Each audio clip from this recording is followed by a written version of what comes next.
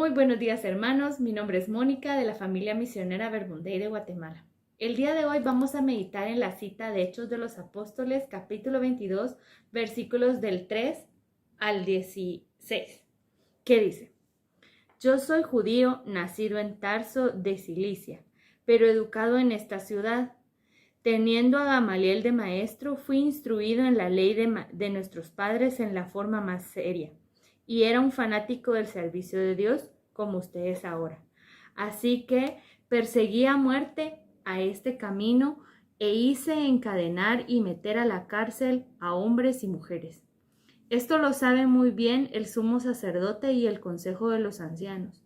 Incluso me entregaron cartas para nuestros hermanos de Damasco. Y salí para detener a los cristianos que allí había y traerlos encadenados a Jerusalén para que fueran castigados. Iba de camino y ya estaba cerca de Damasco, cuando a eso de mediodía se produjo un relámpago y me envolvió de repente una luz muy brillante que venía del cielo. Caí al suelo y oí una voz que me decía: Saulo, Saulo, ¿por qué me persigues?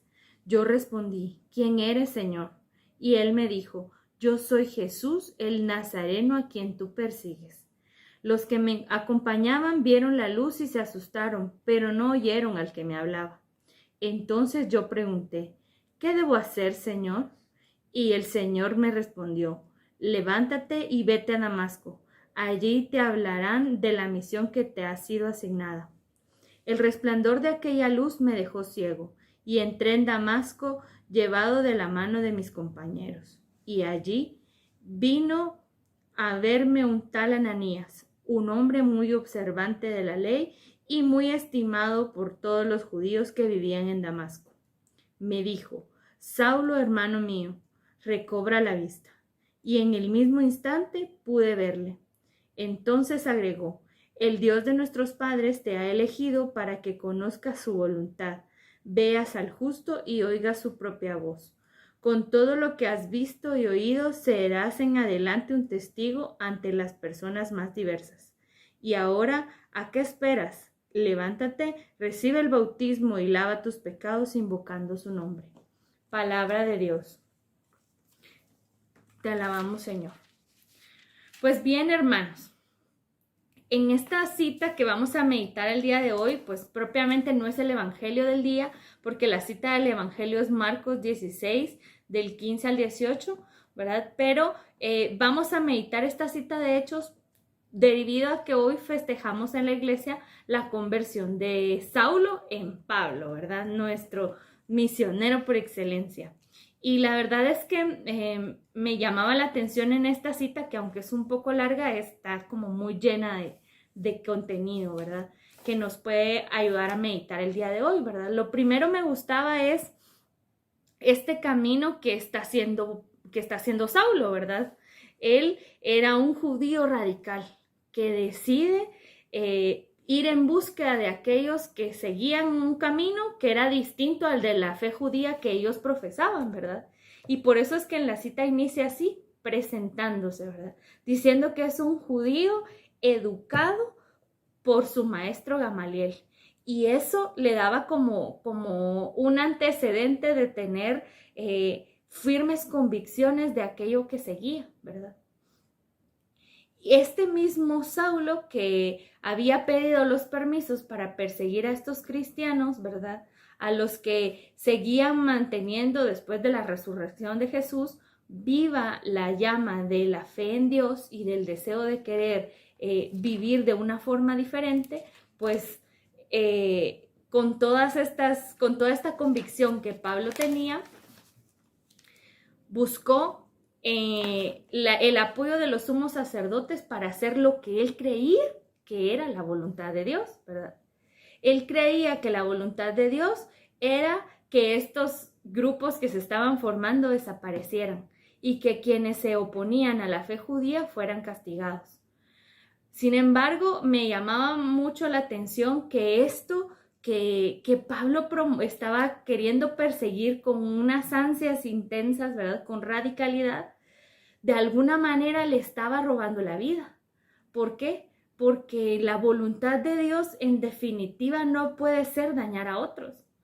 ¿verdad? A lo que Dios concretamente le llamaba no era eso, pero es una experiencia como muy común en todos nosotros, ¿verdad? Que somos creyentes, que buscamos con intensidad convertirnos y hacer la voluntad de Dios, pues ciertamente nos dejamos llevar por lo que creemos a veces que es lo que Dios nos está pidiendo, ¿verdad? Sin darnos cuenta, nos vemos inconscientes ante las acciones que estamos realizando, ¿verdad? Que le están haciendo daño a otros.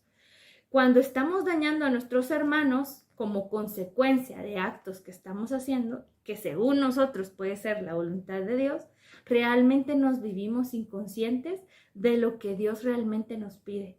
Nos vivimos inconscientes de un encuentro real con Él, de un encuentro con el Dios que Jesús me propone, un Dios que es bondad, un Dios que quiere para mí la vida y una vida abundante, de un Dios que quiere la comunión entre los hermanos y no la separación, ¿verdad? Para Pablo, en este momento Saulo aún, ¿verdad? Era un poco descabellado pensar que esto que las personas seguían a partir de la predicación de Jesús fuera la verdad. Y me llamaba la atención porque es un ejercicio como muy, muy humano, muy parecido a nosotros, ¿verdad? Una experiencia que muchos podemos haber vivido, ¿verdad? Que es este encuentro transformador que ha tenido con Dios, ¿verdad? Con la palabra de Jesús. Este Saulo es muy similar a la que muchos hemos tenido, ¿verdad? Un momento en el que nos sentimos convencidos de seguir una verdad concreta y entonces encontrarnos con un Jesús que dice no es por ahí, ¿verdad? El camino que estás siguiendo no es el que yo quiero para ti, ¿verdad? Y es bien difícil, ¿verdad? Porque a veces estamos ante la renuncia a algo que para nosotros es una verdad, pero que para Dios solo me está llevando hacia la muerte, a perder la vida, ¿verdad? De diferentes maneras, con el pecado, con la división, con la falta de fe, con inclusive el racionalizar mucho y no vivir desde la relación con Él, ¿verdad? No hacerme consciente de las implicaciones o de las consecuencias que está teniendo, no solo para mí, sino para otros que están cerca, estas decisiones que voy tomando. No le dejo a Jesús que me diga lo que ve en mí y lo que realmente quiere. En este tiempo que estamos intentando, ¿verdad?, plantearnos cómo vamos a vivir este año 2023, ¿verdad?, en el que estamos intentando discernir si esto que hago es realmente lo que Jesús quiere de mí, ¿verdad? Le hacemos esa pregunta, ¿verdad? Para este 2023, Señor, ¿será que esto que me he propuesto es lo que tú quieres para mí, para mi familia, para esta circunstancia concreta que estoy viviendo, ¿verdad? Al hacer este ejercicio es como que estuviéramos viviendo esta misma experiencia de Saulo, ¿verdad? De creer radicalmente en que algo va a ser, ¿verdad? Que esos serían nuestros propósitos, y luego hacer realmente eso porque me dé la felicidad, porque resuelva o responda a la circunstancia que estoy viviendo. La pregunta clave para mí en esta cita es, ¿qué debo hacer, Señor? Es la pregunta que le hace Saulo a Jesús, ¿verdad? ¿Qué debo hacer? ¿Qué debo hacer? Lo llevó a descubrir una nueva misión.